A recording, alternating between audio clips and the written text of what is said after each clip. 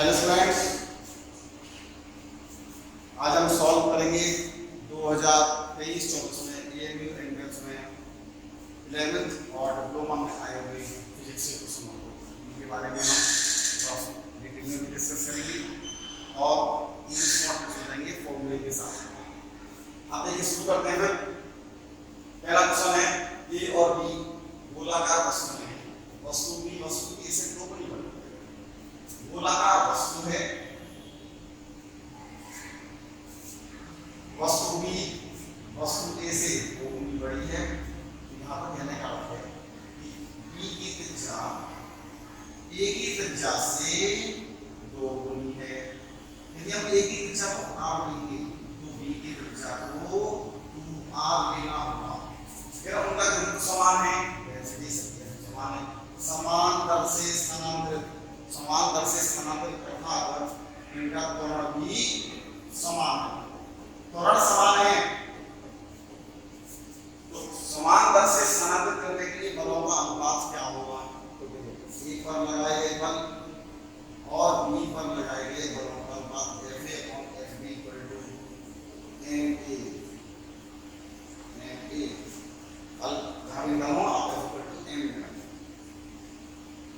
MA अब चूंकि त्वरण तो समान है लेकिन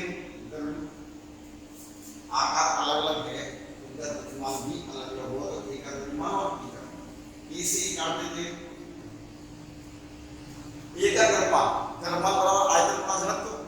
आयतन अब चूंकि वस्तु का गोलाकार, गोले का आयतन 4/3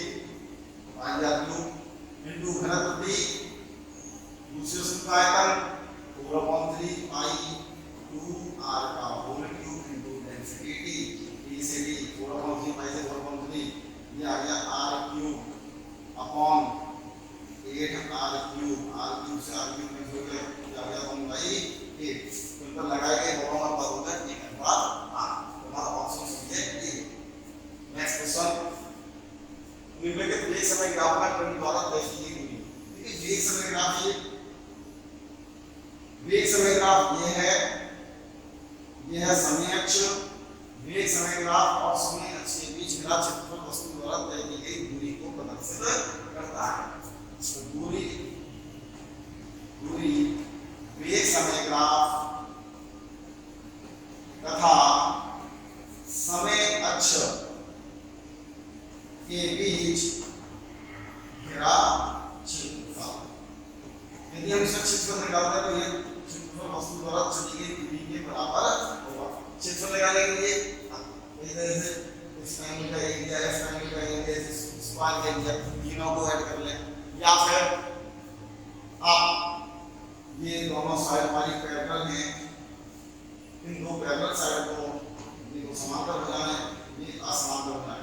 ये आकृति ट्रेपेजियम कहलाएगी और ट्रेपेजियम अर्थात समलंब का क्षेत्रफल, समलंब का क्षेत्रफल होगा 1/2, समांतर भुजा पाई 2, ये 30, ये है 10, 20 और 10 40 इनटू बीच की दूरी है 10 इनटू 10, 2 से 5 बार 40 मीटर 200 मीटर, दूरी हो गई 200 मीटर। नेक्स्ट क्वेश्चन, एक इकाई द्वारा अलग किए गए दो इकाई बिंदु द्रव्यमानों के बीच आकर्षण बल किसके बराबर होगा? दो इकाई बिंदु द्रव्यमान, वो बिंदु द्रव्यमान इकाई द्रव्यमान है, उनके बीच की डिस्टेंस भी इकाई यूनिट। तो दो बिंदु द्रव्यमानों के बीच लगने वाले बल का फॉर्मूला होता है F=G m1m2/r²। यह है न्यूटन का सार्वत्रिक गुरुत्वाकर्षण नियम। इसमें द्रव्यमान भी यूनिट है और डिस्टेंस भी यूनिट। F=G 1 × 1 डिस्टेंस से 1 बन गया स्क्वायर 1 या गया G। तो उनके बीच में लगने वाला जो बल होगा वो सार्वत्रिक गुरुत्वाकर्षण स्थिरांक के बराबर होगा। तो इसका ऑप्शन होगा हमारा universal gravitational constant D। Next question, पृथ्वी की सतह पर एक पिंड का वजन 64 न्यूटन है। न्यूटन, ये वजन 64 न्यूटन है, मतलब इस वस्तु के भार को प्रदर्शित कर रहा है। वेट है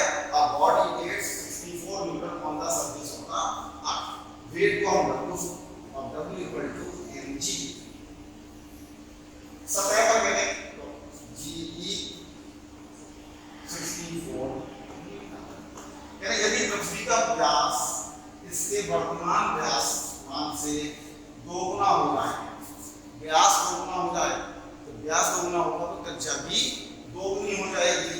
त्रिज्या दोगुनी होगी और उसका करें आयतन और द्रव्यमान अपरिवर्तित रहे। अब देखिए जब रेडियस दोगुनी होगी तो जी के मान में परिवर्तन हो जाएगा, जी का मान परिवर्तित होगा तो भार भी बदल जाएगा। जैसे पृथ्वी पर G equal to capital G का small relation G equal to G upon R square। अब रेडियस चेंज हो गई है, द्रव्यमान अपरिवर्तित है, G कांस्टेंट। हमने कहा G डैश, अब नई जो सतह होगी उसको G डैश G में क्या होगी G M upon रेडियस हो गई डबल तो 2RE का whole square G upon 4RE square और GME बटे RE स्क्वायर क्या होता है GME का स्क्वायर GE by 4। तो पृथ्वी की सतह पर इसका भार W dash equal to mg dash m और g डैश वैल्यू है GE by 4। mg 64 upon 4 यानी 16। तो पृथ्वी की नई सतह पर वस्तु का भार 16 न्यूटन होगा। ऑप्शन है सही डी। नेक्स्ट क्वेश्चन, 4 किलोग्राम द्रव्यमान और 1 किलोग्राम द्रव्यमान समान गति की ऊर्जा से गति कर रहे हैं। पहले ऑब्जेक्ट का मास है 4 kg, दूसरे का मास है 1 kg। इनकी गति की ऊर्जा समान है, उनके सममेयों का अनुपात क्या होगा। गतिज ऊर्जा समान है तो गतिज ऊर्जा P equal to P square upon 2। ये गतिज ऊर्जा और समवेग में रिलेशन है P equal to P square upon 2m। या इसको क्रॉस मल्टीप्लाई कर लें तो P square equal to 2pm या फिर P equal to under root 2k। हमसे कह रहे समवेगों का अनुपात P1 upon P2। P1 equal to under root 2km1, P2 under root 2km2। गतिज ऊर्जा समान है, काइनेटिक एनर्जी सेम होगी, 2 से 2 के कैंसिल हो गया, अंडर रूट m1 अपॉन m2। अंडर रूट m1 की वैल्यू 4, m2 की वैल्यू 1, 2:1। तो समझिएगा का भाग 2:1, ऑप्शन सी है। नेक्स्ट क्वेश्चन, एक बिजली उपभोक्ता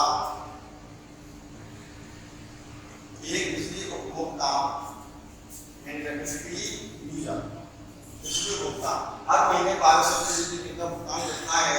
इसमें उसका बिजली शुल्क 900 भुगतान करता है। 1200 रुपये का उपभोग शुल्क है 900 रुपये, अर्थात बिजली जो उसने बिजली यूज की है बिजली उपभोग शुल्क 900 रुपये। 300 रुपये जो एक्स्ट्रा जाते हैं जिसे हम कहते हैं फिक्स चार्ज लगा है मीटर चार्ज 300 रुपये, लेकिन उसमें जो बिजली यूज की है उसका तो शुल्क केवल 900 रुपये है। अब उसमें उसने क्या यूज किया है, वह नियमित आधार पर 1 घंटा 12 घंटा और 10 घंटे के लिए एक दोहरी कुंडली इलेक्ट्रिक हीटर को जिसमें प्रत्येक की शक्ति 750 W मतलब वाट 75 वाट का एक पंखा और 10 वाट एलईडी यंत्र लाता है। प्रत्येक उपभोग क्षेत्र इकाई के लिए भुगतान की जाने वाली राशि कितनी होगी, यानी हर यूनिट के लिए उसने कितना पैसा दिया। अब हर यूनिट के लिए कितना दिया उसने, टोटल दिया 900 रुपये। आप ये निकालिए कि उसने टोटल कितने यूनिट खर्च की। तो टोटल यूनिट के लिए फॉर्मूला है यूनिट की संख्या बराबर वाट गुणा घंटा गुणा दिन बटे 1,000 वाट। उसमें इलेक्ट्रिक हीटर यूज किया है दोहरी कुंडली का, जिसमें कि हर कुंडली की शक्ति 750 वाट है। दोनों की कुंडली की शक्ति हो गई 1500 वाट। 1500 इसको यूज करता है 1 घंटा, घंटा 1 प्लस 1 पंखा यूज करता है 75 वाट का प्लस 75 घंटा 12 प्लस बल्ब 10 वाट का 10 घंटा बटे 1000 इंटू 30 दिन है 30 क्योंकि हर एक उपकरण को उसने 1 महीने के लिए ये है अब महीने तो महीने में हम एवरेज किसे देते हैं 1500 plus 75 into 12 900 plus 100 upon 1000 into 30 ये 1500 924 और 2500 बटे 1000 इंटू 30 75 यूनिट टोटल सब 75 यूनिट रेट थी और भुगतान किया 900 तो कितने रुपए उसने पर यूनिट खर्च किए रुपए पर यूनिट तो टोटल रुपए 900 यूनिट है 75 15 6 90 है 1575 12 रुपए प्रति यूनिट उसने भुगतान किया तो ऑप्शन होगा ए। नेक्स्ट क्वेश्चन लकड़ी का एक टुकड़ा अपने आयतन का 4/5 भाग डूबे हुए तरल पदार्थ में रहता है 4/5 भाग डूबे हुए यानी कि सर 4 इस वॉल्यूम है वो डूबा हुआ है relative density of what is 0.8 लकड़ी का अपेक्षित घनत्व 0.8 है तो तरल का घनत्व किलोग्राम प्रति घन मीटर में कितना होगा किलोग्राम पर मीटर क्यूब में कितना होगा। सबसे पहले एक फॉर्मूला होता है डूबा आयतन बटे कुल आयतन बराबर यहाँ पर लिखते हैं वस्तु का डूबा आयतन अपॉन वस्तु का कुल आयतन बराबर वस्तु का घनत्व बटे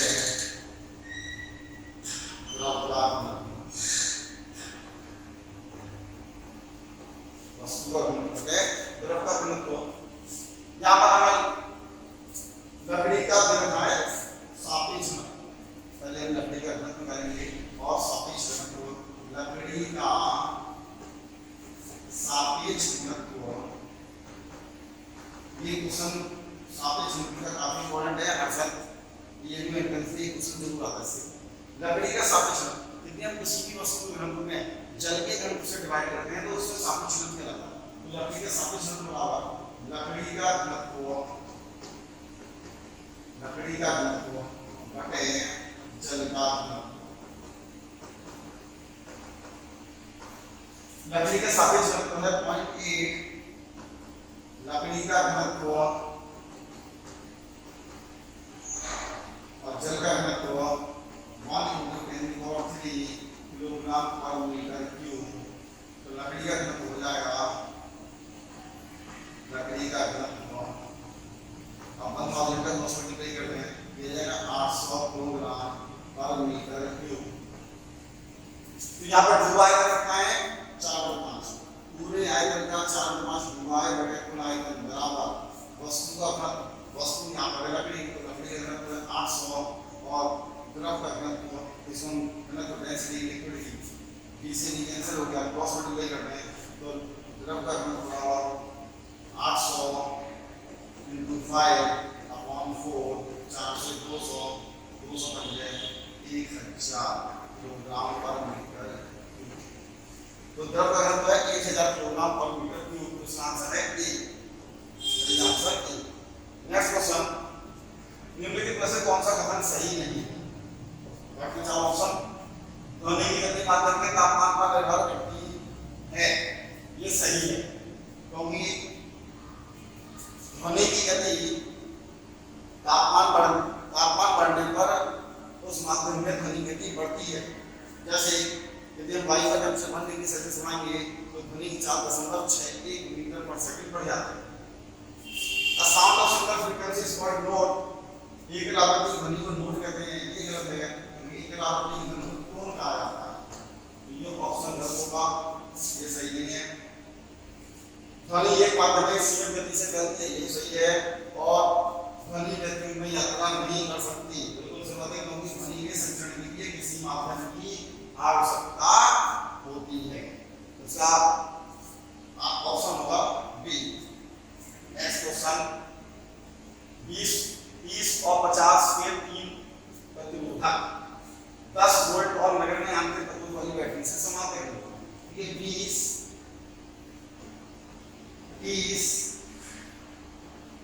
और 50 प्रतिरोधक है, तो यूनिट वो होगी। एक 10 वोल्ट वाली बैटरी से समांतर क्रम में जुड़ेगी। 10 वोल्ट की बैटरी है, यहाँ ये बैटरी 10 वोल्ट की और ये समांतर क्रम में जुड़ेगी। 30 प्रतिरोधक का संभावित गिरावट यानी the potential drop across 3 resistance. देखिए 20 ओम, 30 ओम और 50 ओम के तीनों प्रतिरोध समांतर क्रम में जुड़े हैं। समांतर क्रम में विभवांतर समान होता है, तो 20 ओम का भी विभवांतर 10 वोल्ट, 30 ओम का भी विभवांतर 10 वोल्ट और 50 ओम का विभवांतर 10 वोल्ट। इस प्रतिरोधक के पार संभावित विभवांतर क्या होगा? 10 वोल्ट। सही आंसर होगा 10 वोल्ट। नेक्स्ट क्वेश्चन, ठोस का वायु भाग 80 ग्राम, जल भाग 62 ग्राम होता है, तो ठोस का आपेक्षिक घनत्व क्या होगा? ठोस का सापेक्ष घनत्व, ठोस का सापेक्ष घनत्व बराबर ठोस का वायु में भाग अपॉन ठोस का वायु में भाग माइनस ठोस का पानी में भाग।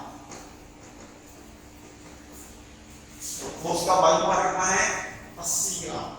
80 ग्राम बटे 80 माइनस 62, 80 बटे 18, 2 से 40 बटे 9 या 4.44।